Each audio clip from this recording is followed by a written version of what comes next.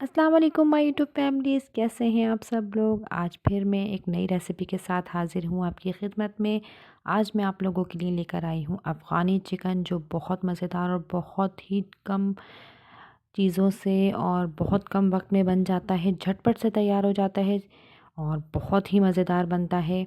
आप लोग ट्राई कीजिएगा और मुझे अपने फ़ीडबैक ज़रूर दीजिएगा और जल्दी जल्दी से मेरे चैनल को सब्सक्राइब कर लीजिए।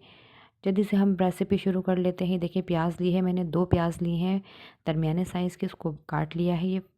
और अब हम इसको ब्लेंडर जार में डाल रहे हैं। और ये टमाटर लिए हैं हमने, ये 4 से 5 छोटे टमाटर थे तो इसलिए 4 से 5 ले लिए हैं मैंने। आप 2 बड़े साइज़ के टमाटर ले लीजिएगा या 3 ले लीजिएगा, इससे मसाला बहुत अच्छा बनेगा। इसको हमने पीस लिया है ब्लेंडर जार में। और ये चिकन ली है मैंने, आधा किलो चिकन ली है।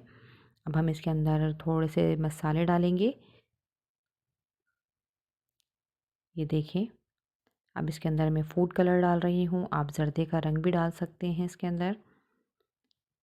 ये 1/4 टीस्पून डाला है मैंने इसमें, इससे कलर बहुत अच्छा आएगा। थोड़ा सा नमक शामिल कर रही हूँ इस टाइम पे, नमक आप अपने हिसाब से डालिएगा। और ये थोड़ा सा ये हल्दी डाली है मैंने, ये 1/4 टीस्पून डाली है हल्दी भी। अब हम इसको मिक्स कर लेंगे बहुत अच्छे से। अदरक लहसुन का पेस्ट है, ये 1 टीस्पून डाला है।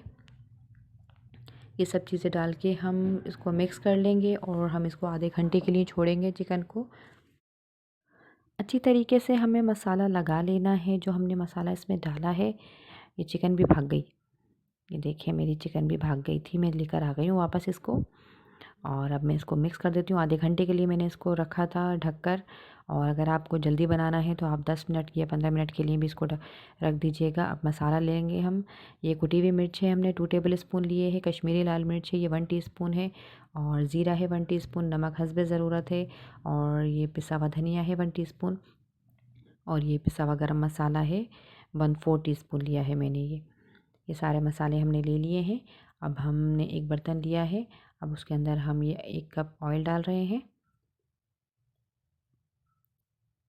देखिए, ऑयल थोड़ा सा गर्म हो जाएगा तो हम इसके अंदर ये चिकन शामिल करेंगे जो हमने मसाला लगा के रखी थी।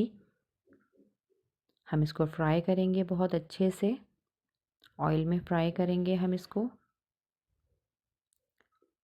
इसको हमें अच्छा सा कलर देना है। ये हमने कसूरी मेथी शामिल की है, 1 टेबल स्पून डाली है कसूरी मेथी, इससे बहुत अच्छा टेस्ट आएगा। ये देखिए, इसके साथ हमें इसकी भुनाई करनी है, थोड़ा सा इसका कलर लाना है हमें। तकरीबन 5 मिनट तक हमें इसको इसी तरीके से फ्राई करना है। देखिए, अब ये लगने लगी थी तो अब हम इसको अलग से निकाल लेंगे, एक प्लेट में अलग से निकाल दूंगी ये सारी चिकन में। ये हमने निकाल के रख ली है। अब इसी ऑयल के अंदर जो हमने प्याज और टमाटर का मसाला बना के रखा था वो शामिल कर देंगे हम। और ये सारे मसाले जो मैंने आपको बताए हैं, ये सारे मसाले हम इसमें डाल देंगे। अदरक लहसुन का पेस्ट है, ये वन टेबल स्पून डाला है मैंने इस टाइम पे। ये देखिए, ये मसाले हमने इसमें शामिल कर दिए हैं सारे।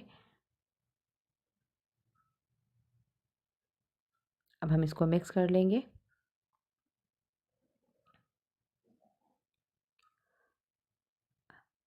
तेज़ आंच पर हमने इसको मिक्स करना है ताकि मसाला हमारा जल्दी से रेडी हो जाए। ये देखिए, मसाला रेडी हो चुका है, तेज़ आंच पे मैंने किया था। अब इसको हम ढक के 5 मिनट तक पकाएंगे। और ये मसाला बिल्कुल रेडी हो चुका है हमारा। ये देखिए, भुनाई की तरफ आ चुका है। अब हम इसके अंदर दही शामिल करेंगे।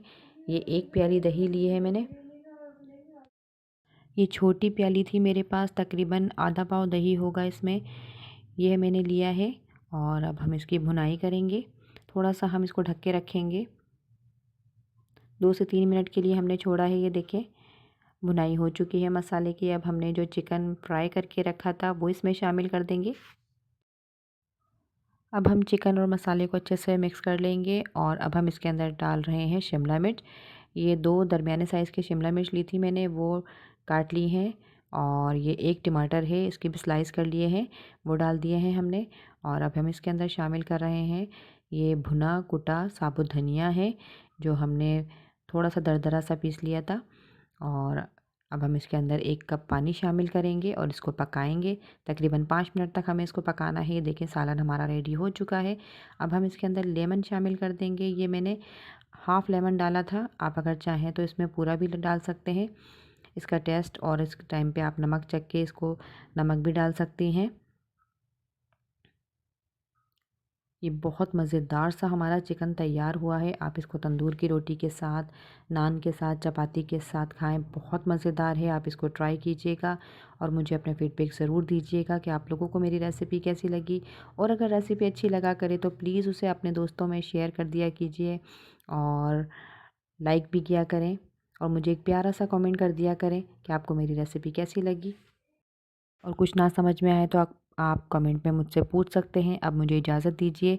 आने वाली दूसरी रेसिपी तक के लिए मैं आपसे इजाज़त चाहती हूँ। अल्लाह हाफ़िज़।